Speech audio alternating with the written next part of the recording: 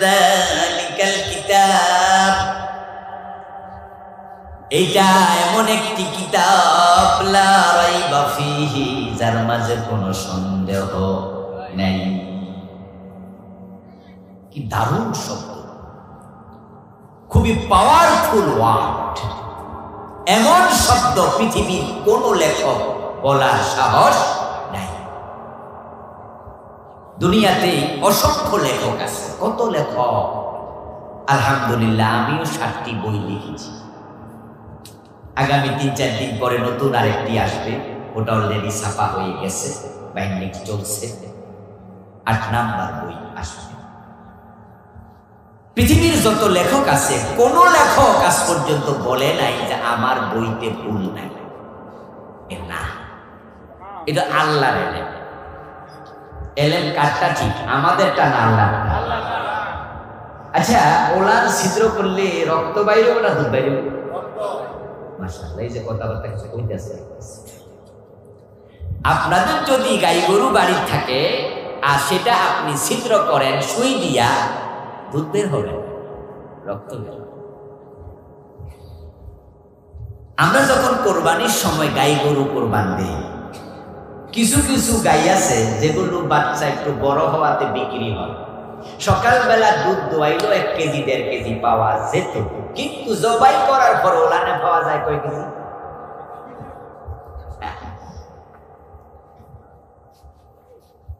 আচ্ছা, কিছু গরু আছে অস্ট্রেলিয়া, একটা গাভীতে 20 লিটার দুধ দেয়, এমন গাই আসেনি বাংলাদেশে? আমার বন্ধু এমন গাই গরু আছে 20 লিটার 25 লিটার 30 লিটার দুধ দেয়। ওই গায়ের পুরাটা উলান যদি আপনি কেটে ওজন করেন, বুঝতে হবে কয় কেজি? আমার বন্ধু বাংলাদেশে যত গাই গরু আছে 5-7-10 কেজির বেশি ওলানে বসত এমন কোন একটা গাইও পাবেন না। এত বড় ওলান যদি হয় তাও 5-7-10 কেজি হবে। তো 20 লিটার দুধ দিলে পুরাটাও যদি দুধ হইতো, বসত নাও থাকতো, বাকি 10 লিটার দুধ কই থাকে? অথচ পুরাটা ওলান কাটার পরে কি আমরা দুধ পাবো না গোস্ত পাবো? তো গোস্ত হইলে দুধ 20 লিটার থাকলো।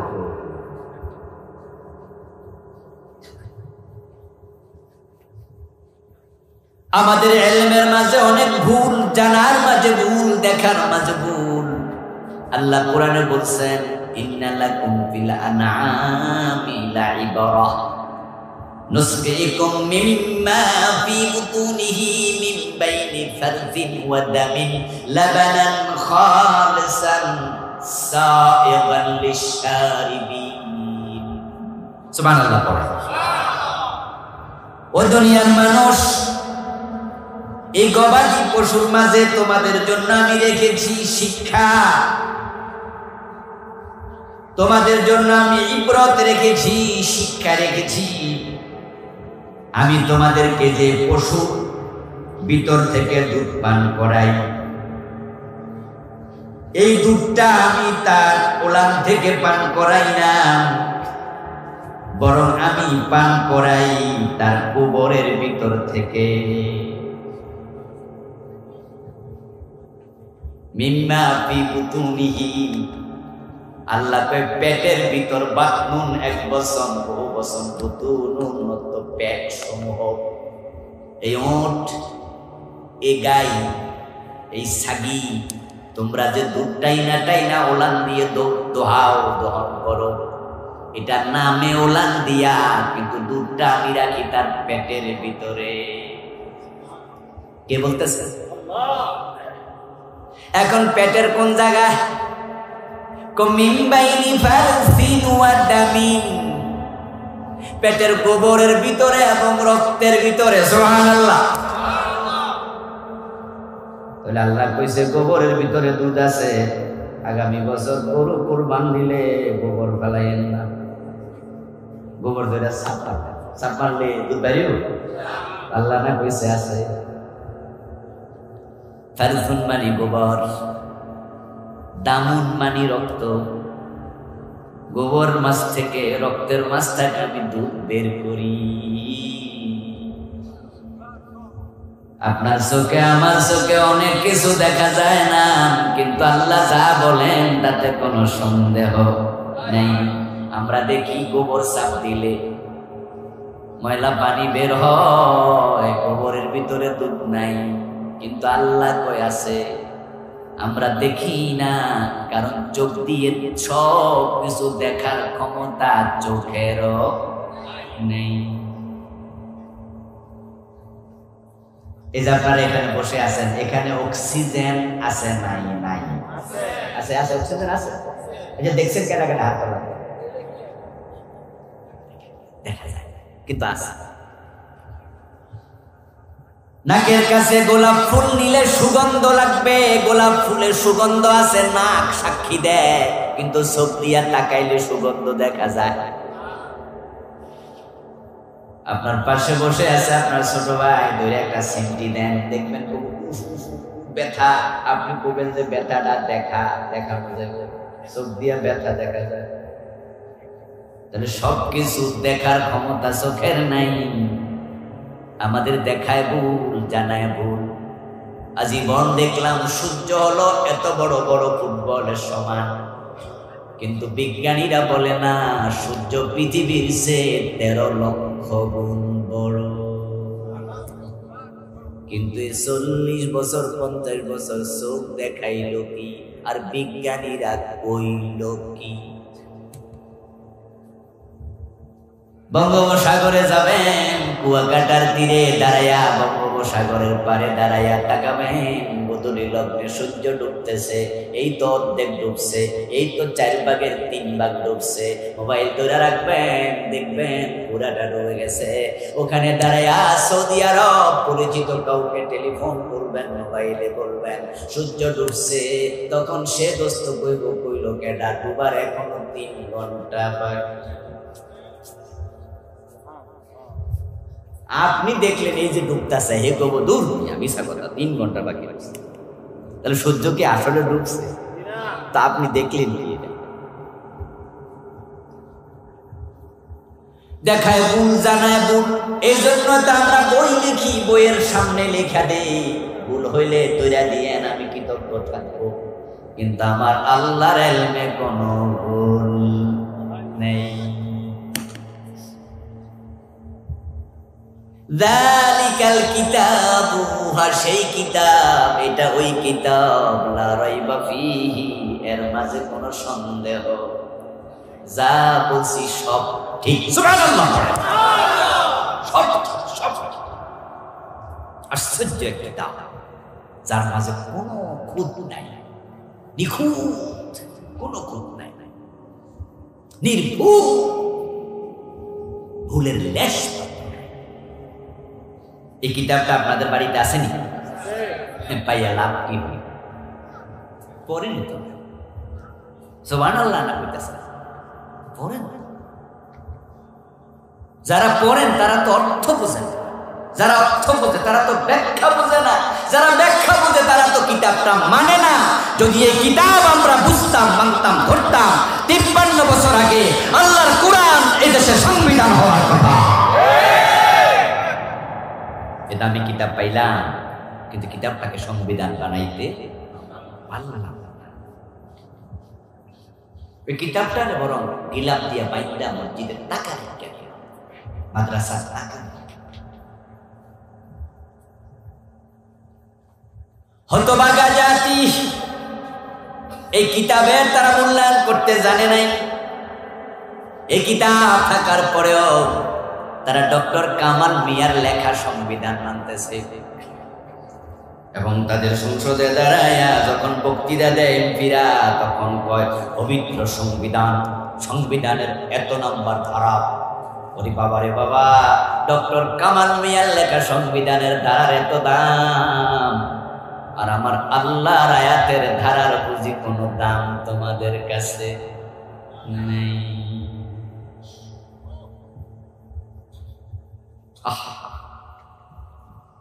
যে ডক্টর কামাল সংবিধান লিখেছে, হেতে নামাজের 13টা আরকান হাকাম ফরজ জানে কিনা সন্দেহ, ওযু 6টা ফরজ জানে কিনা সন্দেহ। আর হেতের লেখা সংবিধান পবিত্র, আর আল্লাহ কোরআনের খবর কি? এটা পবিত্র না।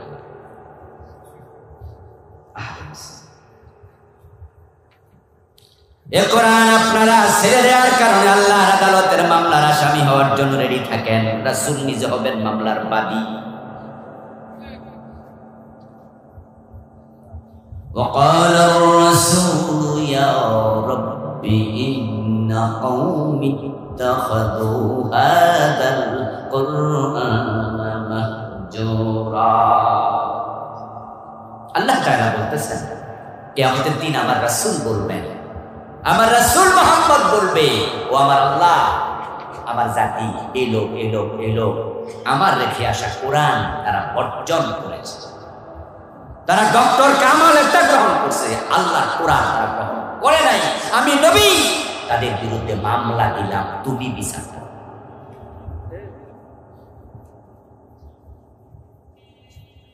এই জন্যই তো আমরা আল্লাহর কোরআনকে সংবিধান বানাতে বলি।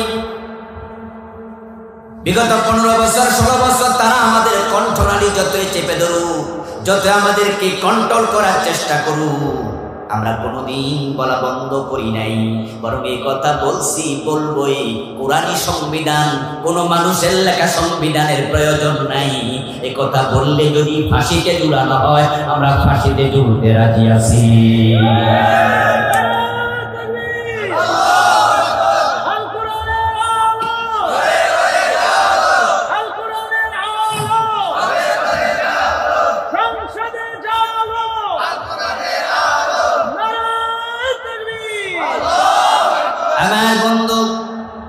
আমাদের সবার প্রিয় নবী মুহাম্মাদুর রাসূলুল্লাহ সাল্লাল্লাহু আলাইহি ওয়াসাল্লাম যখন তিনি মদিনার প্রেসিডেন্ট হলেন, তখন তিনি আল্লাহর কোরআন দিয়ে মদিনা পরিচালনা করেছেন। কি করছে? না নিজে কিছু আইন বানাই নিছে? তো রাসূল যদি কোরআন দিয়ে দেশ চালায়, এখন উম্মত হিসাবে আমরা কি নিজের আইন বানাবো না কোরআন দিয়ে চালাবো? অথচ বাংলাদেশটা 53 বছর কোরআন দিয়ে চলছে নাকি? এখন সে বিষয়ে আপনার ভূমিকা কি? আপনার আমল আপনার কবর, আমার আমল আমার কবর।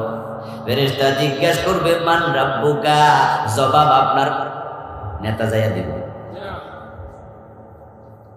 আপনার প্রশ্নের জবাব নেতা দেবে না, নেতার কবরে আপনি যাবেন না। কবরে জবাব দিতে হলে কোরআন হাদিসের আলোকে জীবনটা সাজানো দরকার আছে না নাই? সাবধান হয়ে যান ভাই, বিপদের দিনে কেউ কারো পাশে থাকে না। এই যে 300 জন নেতা পলাইয়া গেছে, সাথে কয়জন কইরা কর্মী দিছে? বিপদের দিনে কেউ কারণে পৌঁছে জানটা লইয়া ফলাইছে। যদি দুনিয়ার বিপদে আপনাদেরকে রাখা যায়, কিয়ামতের বিপদে হবে কি? সন্দেহাতীত দামি কিতাব, এই কিতাবে তো দামি, এর সাথে যে লাগে তার দাম বেড়ে যায়। সুবহানাল্লাহ। এই কিতাব কম দামি কাপড়ের গায়ে যদি গিলাফ হয়ে লেগে যায়, কম দামি কাপড়ের দামটা এমন বাড়া পারে কোনোদিন পা লাগে না, যদি লাগে চুমু খেতে মন চায়। এই কিতাব আশ্চর্য কিতাব। 100 টাকা দিয়ে তুলা আম অথবা এই জাতীয় কোন কাঠ দিয়ে বানানো রেয়াল যখন কোরআনের গায়ে লেগে যাবে, ওই রেয়ালের দাম এত বাড়া বাইরে যায়, যদি বাচ্চা মানুষের পাও লাগে বাচ্চার মাও চুমু খায়। আল্লাহ নিজে বলছেন ইয়ারফাইল্লাহুল্লাযীনা আমানু মিনকুম ওয়াল্লাযীনা উতুল ইলমা দারাজাত। যারা ঈমান পাওয়ার পরে কিতাবের ইলম শিখবে, আল্লাহ বলেন আমি নিজ দায়িত্বে তার সম্মান বাড়ায়া দেই। এই কিতাবের সাথে লাগলে দাম বাড়বে। এখনই দামি কিতাব আল্লাহ সন্দেহাতীত করে কেন নাজিল করলেন, কোন উদ্দেশ্য আছে কিনা? আচ্ছা, কোরআন শরীফ কি আল্লাহ শুধু শুধু ফাও ফাও নাজিল করছে? উদ্দেশ্যটা কেন কোরআনে পৃথিবীতে এসেছে? বাংলাদেশের লোকেরা কোরআন পড়ে কিন্তু কেন আসছে জানে না অনেকেই। হাফেজ হাফেজ 30 পারা হাফেজ। প্রশ্ন করুন, কোরআন আল্লাহ কেন পাঠাইছে? আল্লাহ কেন পাঠাইছে? কোরআন থেকে একটু জবাব দেও। কত হাফেজ আছে জবাব দিতে পারবে না। আশ্চর্য দেশ বাংলাদেশ, যারা কোরআন পড়ে মুখস্থ করে কিন্তু অনেক হাফেজ 30 পারার মাঝে 29 পারা বাদ দেন, 1 পারার অর্থ জানে না, এটা শিখেই না। হাফেজ তো তাফাকির মতো করতেছে। এমন হাফেজ আমি পাইছি, ওরে বাবা রে বাবা, এক টানে ফইরা লাইক এমন স্ট্রং হাফেজ, কিন্তু কোরআনের অর্থ পড়ে না, ব্যাখ্যা পড়ে না। তো বুঝবে কেমনে কোরআন কেন এসেছে? তাই কোরআন শুধু তেলাওয়াতের কিতাব না, কোরআন বুঝার কিতাব, কোরআন মানার কিতাব। আফালা ইয়াতাদাব্বারুনাল কুরআনা আম আলা কুলুবিন আকফালুহা। যারা কোরআন বুঝলেন না, পড়লেন না, আমারও অসুবিধা রাগ করেন না। আল্লাহ বলতেছে তাদের কলবের মাঝে কি কেউ তালা লাগাইয়া দিছে নাকি?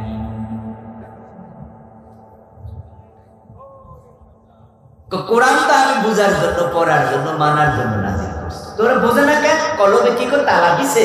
উত্তর হলো হ্যাঁ, শয়তানে তালা মারছে। শয়তান কোরআন বুঝতে দেয় না। যে সমস্ত লোকেরা জান্নাত পাওয়ার জন্য পীর সাহেবের বাড়িতে যায়, পীরের পায়ে সেজদা মারে, ওরা যদি পীরের বাড়ি যাওয়ার আগে, সেজদা দেওয়ার আগে এই আল্লাহর কোরআনটা অর্থ সহ পড়তো, তাহলে কোরআন তাদেরকে ভণ্ড পীরের পায়ে সেজদা দিতে বাধা দিত। কোরআনের মাঝে আছে ওয়াকাদা রাব্বুকা আল্লা তা'বুদু ইল্লা ইয়াহু, রবের ফয়সালা আল্লাহ ছাড়া কারো ইবাদত করা যাবে না। ইবাদতের মালিক শুধু কে? সেজদা কি ইবাদত না? তাহলে সেজদা দেবেন শুধু কাকে? কোরআন বলতো এই ভণ্ড পীরের পায়ে সেজদা দিস না, ফির সেজদা পাবে না। যে পীর সেজদা না, এটা আসল পীর না, এটা ভণ্ড। আল্লাহর জান্নাত পাওয়ার জন্য পীরের বাড়িতে একা যায় না, সাথে নিজের বউ নিয়ে যায়। এমন মুরিদ আছে না নাই? জামাইও পীরের কয় বাবা, বউ কয় বাবা। ওই দুজন সাথে যদি কোনো ভোলা মাইয়া যায়, হেরাও কয় বাবা। বাপেরও বাপ, দাদারও বাপ, হেরো বাপ, মাইয়ারও বাপ, মারও বাপ, পুরা গোষ্ঠীর নাকি বাপ।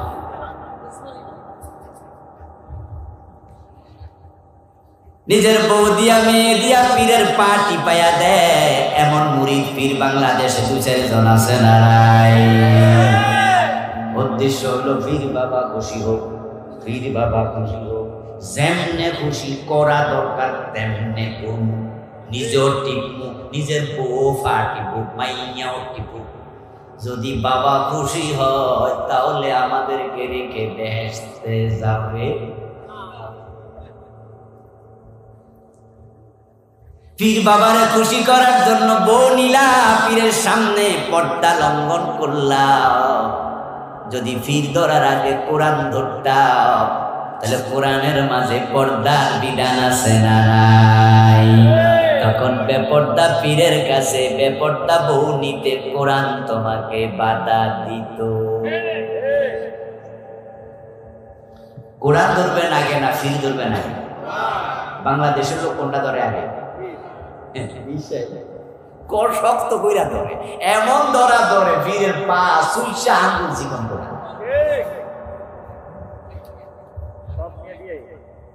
ও দোস্ত, আল্লাহর সেজদা দেয় না, নামাজ কালাম পড়ে না, পীরের পায়ে দেয়, এমন ভণ্ড মুরিদ নাই? সেজদার মালিক কে? অথচ দিল কারে? আজিব, যে মালিক এরে দিলই না। এবং এই পীর শুধু জীবিত অবস্থায় দেয় না, মরার পরে কবর দিলে মাজারে যাইয়া সেজদা মারে। কোরআন কেন এসেছে বুঝলই না, না বুঝার কারণে জাতি কোরআন তরক করেছে।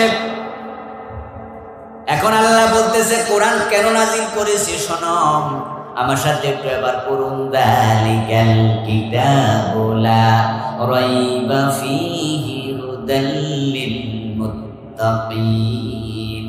আমি সন্দেহাতীত করে কিতাব নাজিল করেছি, উদ্দেশ্য হলো যারা মুত্তাকি হতে চায় কোরআন তাদেরকে হেদায়েতের পথ দেখাবে। কোরআন হেদায়েতের কিতাব, এটা মানুষকে হেদায়েত দিতে এসেছে। সুবহানাল্লাহ পড়েন। হেদায়েতের কিতাবের নাম কি? কোরআন। হেদায়েত পাওয়ার চিন্তা আছে তো? হেদায়েতের চেয়ে দামি কোনো জিনিস আর নাই। এজন্য আমরা যখন নামাজে দাঁড়াই সূরা ফাতিহা